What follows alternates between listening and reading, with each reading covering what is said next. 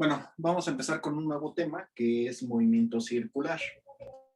El movimiento circular se basa en, como su nombre lo indica, de que tienes un centro de giro y a través de él va a haber un desplazamiento. Vamos a suponer que es una persona que está caminando. Entonces, al irse desplazando así, está describiendo un ángulo.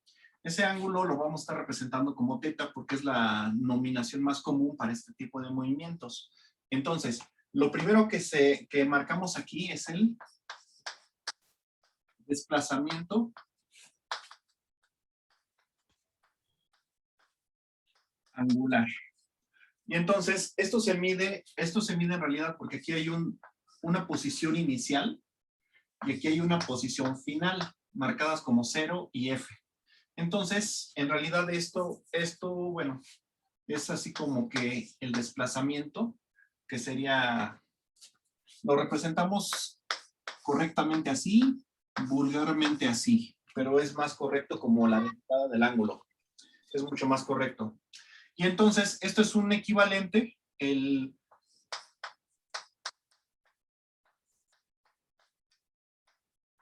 es un equivalente a lo que conocemos como el delta X.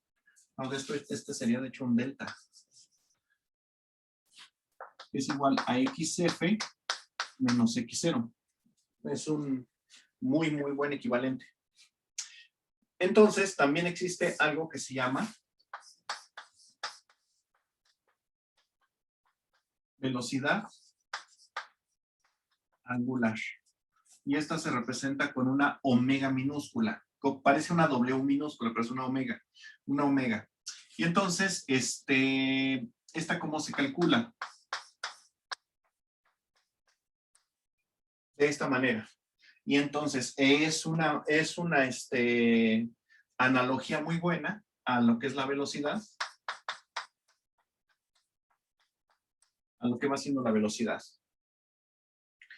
Existe otra equivalencia que es la aceleración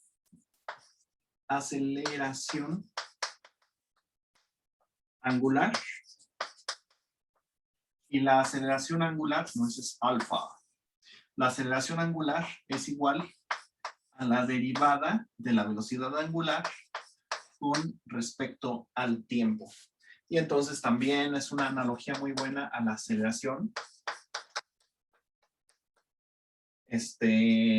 Pero, vamos a ver también una equivalencia entre esta y esta otra, ahorita. Entonces, lo primero que hay que conocer también son las unidades. ¿En qué unidades se miden los ángulos? Normalmente, normalmente se miden en radianes. Y recordemos que los radianes se pronuncian, pero que no se escriben. Entonces, cuando vayamos más adelante y hagamos la transformación de radianes sobre segundo a otras unidades, nada más vamos a transformar los puros segundos o cosas así. Bueno, entonces, esta velocidad, que es la velocidad angular, sus unidades son radianes sobre segundo. Y la aceleración angular, entonces, alfa, tiene las unidades de radianes sobre segundo cuadrado. Sobre segundo cuadrado. Ahora, existe ya la equivalencia al mundo real, a la traslación, donde tengo ese que va a ser el radio. Yo creo que voy a borrar esta parte.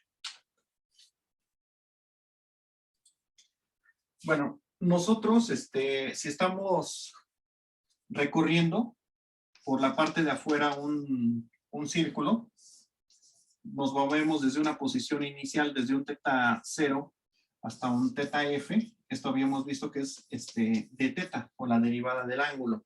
Pero, ¿qué pasa si nos movemos prácticamente hasta nuestra posición inicial? Hasta aquí. Entonces, esta va a ser también la posición inicial y la final son la misma. Estamos recorriendo todo el círculo, o sea que dimos una vuelta de 360 grados. Pero también recorrimos, si es por afuera del círculo, el perímetro. Recorrimos el perímetro. El perímetro, ¿cómo lo calculamos? El perímetro de un círculo es igual a 2pi por radio. Cuando no conocemos la medida del radio,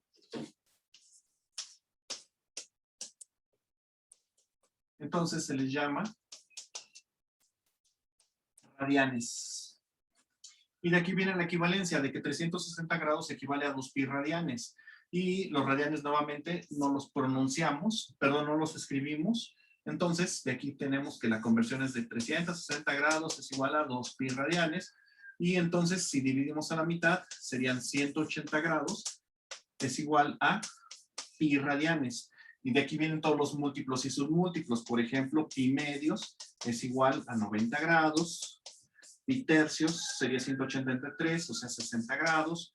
Pi cuartos sería 180 entre 4, o sea, 45 grados, etcétera, etcétera, etcétera.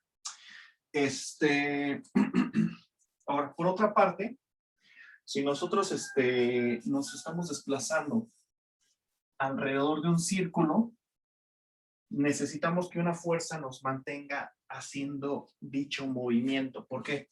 Porque si hay algo que se está desplazando alrededor de un círculo y tú dejas de aplicarle la fuerza que lo mantenga en su eje, esto va a salir disparado con una velocidad que se llama velocidad tangencial. El desplazamiento neto que hagamos de un ángulo a otro depende directamente del radio. Entonces, como habíamos dicho, el perímetro es igual a 2pi radianes. Entonces, el desplazamiento, el delta X que nos desplacemos, el delta X es más o menos un equivalente al perímetro. Y entonces, aquí tenemos que ver cuál fue nuestro ángulo de desplazamiento. Ese casi no se maneja, aunque es un buen punto de partida para entender lo demás. Lo que se maneja ya más comúnmente es la velocidad tangencial. Entonces, la velocidad tangencial es igual a la velocidad angular por el radio. Bueno, este sería más bien el ángulo que se está desplazando por el radio. Y entonces, la velocidad tangencial es igual a la velocidad angular por el radio. Y entonces, yo creo que ya podemos dispensar de esta parte. Entonces, lo podemos también expresar así. La velocidad tangencial es igual a la derivada del ángulo con respecto a la derivada del tiempo. Todo esto por el radio. Entonces, la aceleración que se conoce como aceleración centrípeta es una aceleración, por así decirlo, no, es que iba a decir ficticia, pero sería una mentira decir ficticia. Es una aceleración que se presenta un objeto al momento de que cesa el movimiento, o más bien de que continúa. Si se presenta hacia afuera, se llama aceleración centrífuga, la cual realmente no existe. La aceleración centrífuga se considera cuando tomas un eje de movimiento directamente fijo sobre la partícula que se está moviendo. Ahí es cuando tomas la fuerza centrífuga. Cuando no, lo tomas como fuerza centrípeta. Y tomas que la aceleración centrípeta o la fuerza centrípeta va hacia el centro. Bueno, dicha aceleración centrípeta, la aceleración centrípeta es igual a alfa por el radio. También puedes hacer otro tipo de analogías. Habíamos visto esta, velocidad final al cuadrado es igual a velocidad inicial al cuadrado más 2 veces aceleración por distancia. Si despejamos la aceleración es igual a la velocidad final al cuadrado menos velocidad inicial al cuadrado sobre 2 veces el desplazamiento. Se puede hacer exactamente esta misma analogía y la aceleración centrípeta, cuando esta tiende a 0, ya nada más tengo esta parte. Es igual a la velocidad tangencial al cuadrado sobre el radio. Aquí sí omito el 2. No vamos a ver la deducción de por qué se omite, pero es así como queda. Nada más es la velocidad tangencial al cuadrado sobre el radio. Eso significa que entonces una partícula que está girando alrededor de un eje fijo va a presentar una aceleración directamente al cuadrado de su velocidad e inversamente al radio. Entonces, entre más rápido vaya, se ve el efecto al cuadrado. Igual, entre más pequeño es el radio en el cual está girando, la aceleración que presenta es mucho mayor.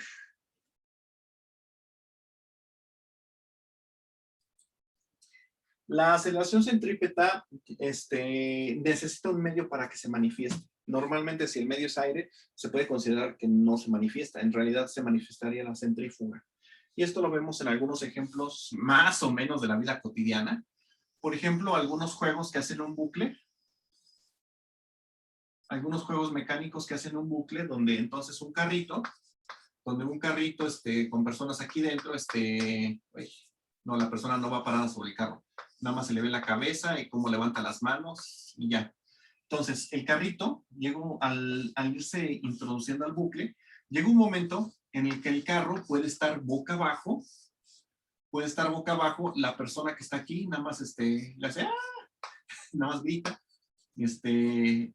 pero no hay riesgo de que se caiga. ¿Por qué?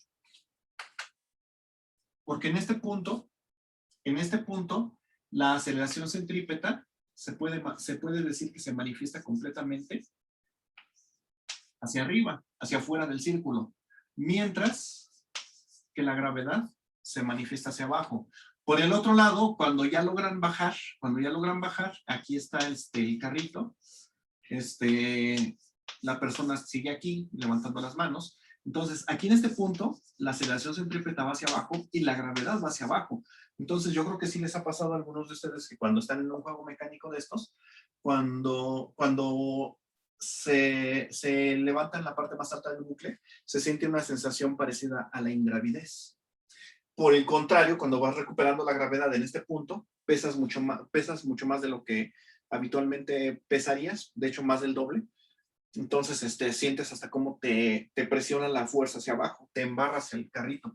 O sea, de hecho hay algunas personas se han lastimado precisamente en esta parte, no en esta, porque es cuando aumenta tu propio peso debido a la aceleración centrípeta.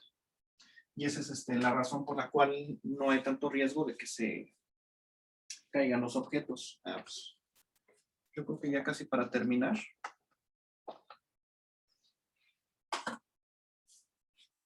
Aquí tengo un líquido.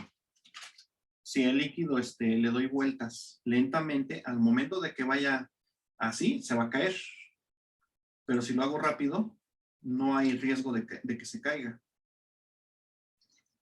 Si lo hago lentamente, pues sí se va a caer. Pero si lo hago rápido, no tiene por qué caerse. ¿Por qué? Porque entonces la aceleración centrípeta es mayor al peso. Y entonces eso es lo que ocasiona que esto pueda dar vueltas así sin que se caiga. Y lo mismo pasaría con cualquier objeto que se dé vueltas a una velocidad suficientemente alta. La aceleración centrípeta es tan importante que es lo que mantiene en equilibrio prácticamente desde el más pequeño átomo, ya que los electrones están girando alrededor del núcleo, hasta la más grande galaxia o cúmulos de galaxia, porque unas galaxias están bailando alrededor de otras, ahí haciendo una danza cósmica muy bonita, y es la que está involucrada. Y pues en el otro video ya hacemos ejercicios de esto.